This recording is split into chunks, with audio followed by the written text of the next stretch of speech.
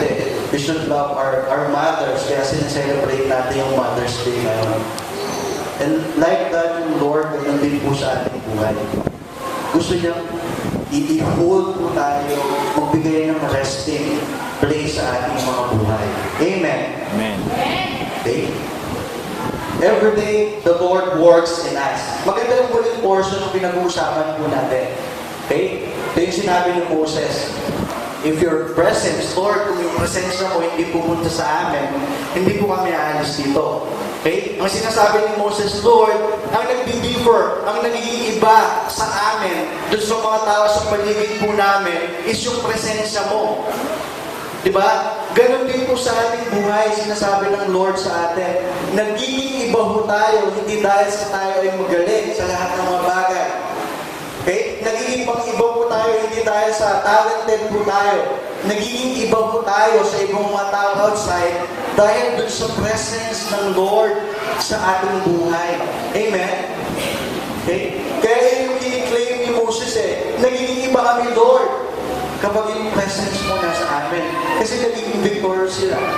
Nakikita ng mga tao outside na yung mga anak ng Panginoon ganito.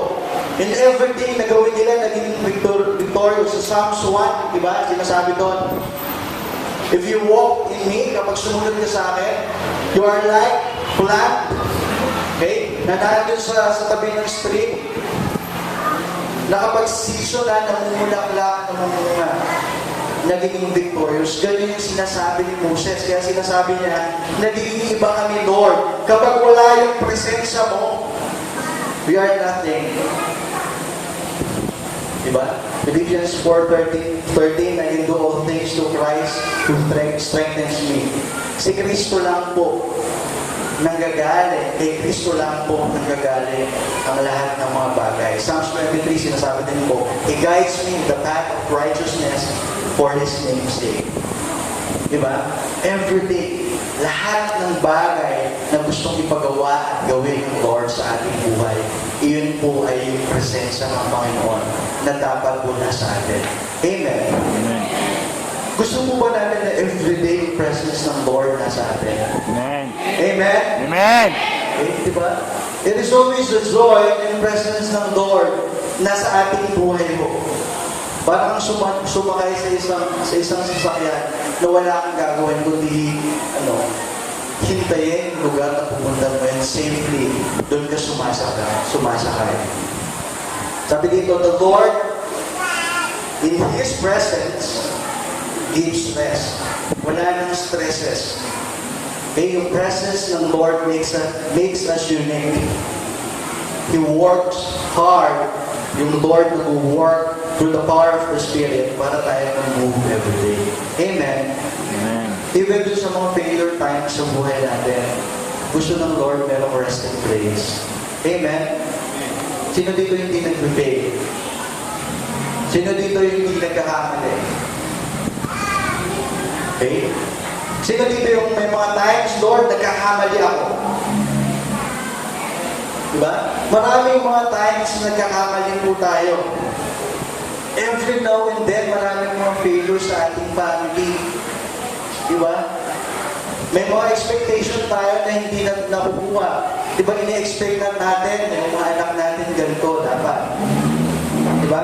Yung parents natin, ini-expect natin na yung parents ko dapat ganito sa akin. Pero every now and then we fail. Pero ano ba ang purpose ng Lord sa buhay natin? Yung presence ng Lord, change na tayo every day. Tama? Diba? Binabago ng Panginoon yung buhay natin to become victorious.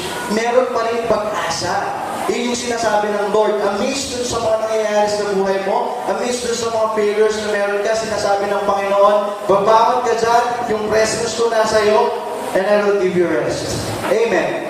Amen. Diba?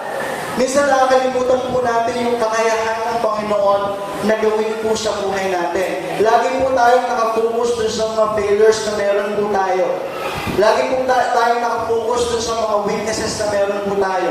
Nakakalimutan po natin na kahit na dun sa mga failures po natin, the Lord can get us up and the Lord can make us victorious sa ating buhay.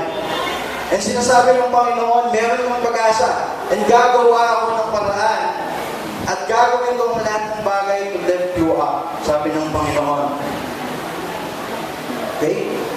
Bible ho, maraming mga amazing stories. Yung mga tunay na mga stories ng mga struggle ng mga successful people sa Biblia. Tama? Di ba? Maraming mga failures. Si Moses, daming mga failures. Si Peter, napakadaming failures niyan. Kaya pa nga niyan eh. Di ba? Lord, di kita bibetray. Pero 3 times, binitray na si Jesus. Tama? Di ba? Minsan, ang daming failures natin sa buhay. Pero sabi ng Panginoon, every time you fail, kapag nag-fail ka, I lift you up. And my presence will give you rest. Amen. Okay? Siguro as I end this message, itong message na to, lagi po natin tatandaan, every day, napakarami tayong weaknesses. Every day, dami nating failure. Pero lagi sinasabi po ng Lord sa ating buhay, I can change you. Pwede kitang baguhin. Kaya kitang baguhin. Kailangan mo lang kunin yung presensya na nasa akin. Kailangan mo lang na yung presence ko nasa iyo. Dahil I can give you rest. Amen. Yun po yung promise ng Lord sa ating buhay. Yung presence ng Panginoon sa atin, it gives rest. It gives rest. Nagbibigay po ng kapahingahan ang presence ng Panginoon. Bali po ba akong samahan sa pananalangin sa Panginoon? Let's stand up. I-declare po natin yung promise na yan ng Panginoon. Sabi ng Panginoon, I will give you rest. And ngayon pong umaga, let's claim yung promise na yan. Maybe maraming mga failures sa buhay po natin. Nandito ka ngayon para sabihin sa Lord, parang gusto ko na mag-change. This is the best time. Pero sinasabi ng Lord, hindi madaling magbago. Pero kailangan mo lang yung presensya ko para ikaw ay magbago patuloy. Amen? Amen. Amen? Okay? Let's come before our gods. Maaari niyo po ba akong samahan, taas ang kamay po natin. And sabihin natin, Lord, you are our resting place. Dwell in us palagi, Panginoon. May your Spirit move us always, Panginoon. And kung naandito ka ngayon, personally,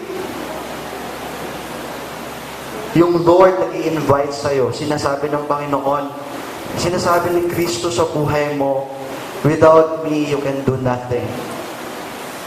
Anything, wala kang magagawa kapag wala ako sa buhay mo.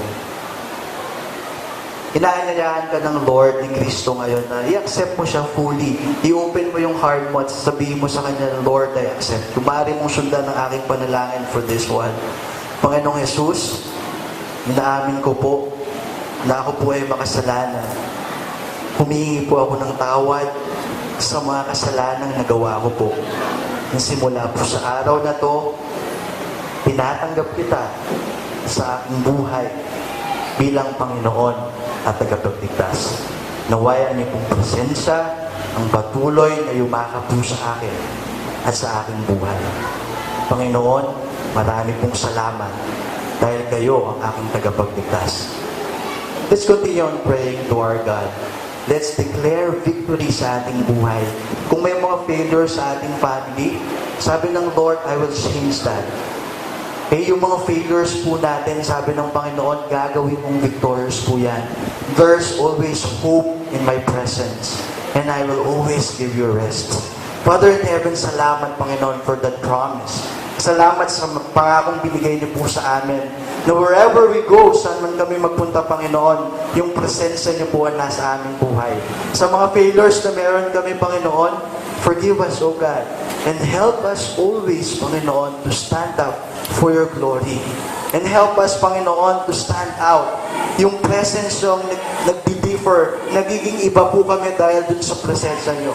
And kiniklaim po namin every day that you manifest in our lives. May you always be the dwelling place, a resting place sa aming pong buhay. We glorify you, God, for everything. We magnify you, God. We exalt you, O God. Everything we pray, we declare this to the mighty name of Jesus, our Savior. Amen. Amen. Amen.